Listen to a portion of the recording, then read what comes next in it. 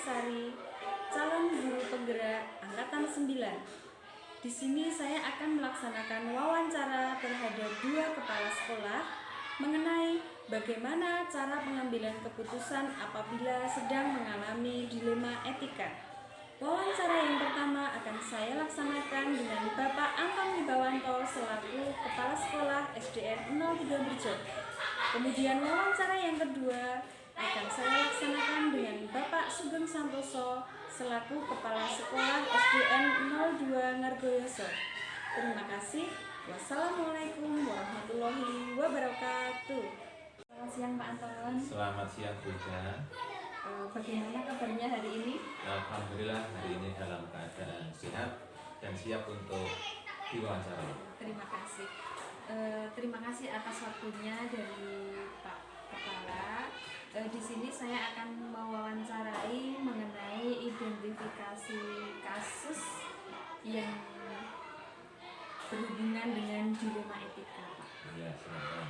Untuk yang pertama, selama ini bagaimana Bapak dapat mengidentifikasi kasus yang merupakan dilema etika ataupun rujukan moral di SD Merjo 3? Untuk mengidentifikasinya mungkin sebenarnya sangat mudah karena dalam rujukan moral itu mungkin ada 2 hal, yaitu apakah itu dilakukan secara benar atau salah. Menurut hukum itu termasuk rujukan moral, tetapi kalau dua-duanya benar itu termasuk dilema etika itu. Kemudian selama ini bagaimana Bapak menjalankan atau mengambil keputusan di sekolah Bapak, terutama untuk kasus-kasus di mana ada 2 kepentingan yang salah benar atau sama-sama mengandung nilai kebajikan, itu cara menyikapinya bagaimana Pak? Mungkin selama ini saya dalam mengambil keputusan itu tentunya dengan musyawarah terlebih dahulu.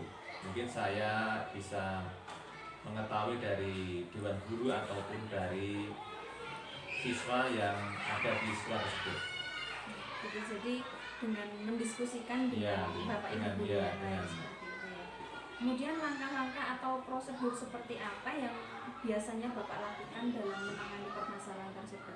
Misalkan ada permasalahan di sekolah, tentunya saya memanggil 2 pihak yang terlibat tersebut. Lalu saya mencari solusi bagaimana menyelesaikan permasalahan tersebut dengan memanggil kedua pihak yang terlibat tersebut. Biasanya permasalahan itu dari siswa ke siswa atau mungkin kebalikannya dari siswa dengan guru, seperti itu Pak? Kalau selama ini kebanyakan antara siswa satu dengan siswa yang lain. Kita saling berbenturan. Kemudian hal-hal apa saja yang selama ini Bapak anggap efektif dalam pengambilan keputusan pada kasus-kasus dilema etika? Mungkin yang kami lakukan yaitu dengan melakukan dialog kepada pihak-pihak yang terlibat dengan prinsip kekeluargaan dengan mengutamakan musyawarah di sekolah. Menggunakan paradigma apa Pak biasanya? Mungkin kami memberikan paradigma yang berupa memberikan bimbingan kepada pihak-pihak yang terlibat secara komprehensif sehingga dapat menyelesaikan permasalahan tersebut. Apakah juga menggunakan langkah-langkah dalam menyelesaikan masalah Pak? Misalkan uji benar atau salah, seperti itu, menggunakan hal seperti itu? Mungkin dalam hal pelaksanaannya kami menggunakan beberapa hal yang biasanya kami lakukan secara bersama-sama dengan prinsip kekeluargaan, itu dengan misalkan dengan rasa bersalah ataupun dalam hal mengambil keputusan. Kemudian hal-hal apa saja yang selama ini merupakan tantangan dalam pengambilan keputusan dalam kasus-kasus dilema etika? Mungkin hal-hal yang selama ini muncul yaitu solusi apa yang terbaik bagi kedua pihak, itu mungkin yang hal-hal yang perlu kami diskusikan lebih lanjut kepada pihak-pihak yang terlibat. Karena kadang-kadang kasus itu benar dengan benar itu, jadi kita mengambil keputusannya agak perlu mengidentifikasi lebih lanjut ya. Ya, mungkin agar tidak menimbulkan perselisihan lebih lanjut. Kemudian apakah dari setiap keputusan itu bisa dilaksanakan sesuai dengan tujuannya? Mungkin dari beberapa hal yang terjadi setelah pengambilan keputusan, mungkin kami mengusahakan tidak terjadi hal-hal yang Ibu sampaikan tersebut. Kemudian biasanya dalam menyelesaikan permasalahan itu Bapak tampung dulu, didiskusikan dengan guru-guru yang lain, ataukah langsung mengambil keputusan dengan keputusan Bapak sendiri?